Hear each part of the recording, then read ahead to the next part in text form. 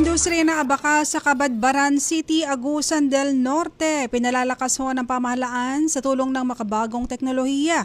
Alamin naman po natin ang detaling yan mula kay May Jess ng Radyo Pilipinas, Butuan.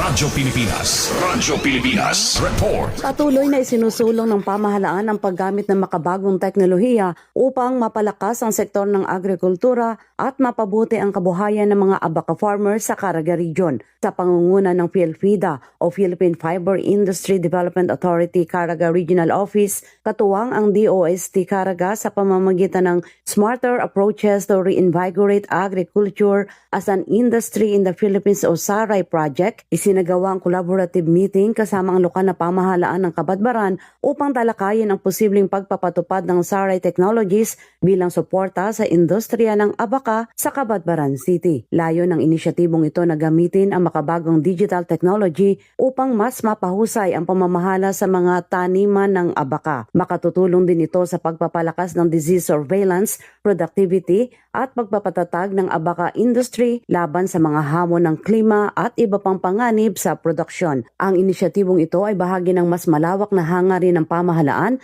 na gawing mas matatag at sustainable ang agricultural sector sa tulong ng mga makabagong teknolohiya. Sa nasabing kolaborasyon, inaasahan ding mapataas ang ani, mabawasan ang pagkalugi at mapalakas ang kabuhayan ng mga magsasaka. Para sa Bagong Pilipinas, May Diaz, Radyo Pilipinas, Radyo Publiko, Butuan.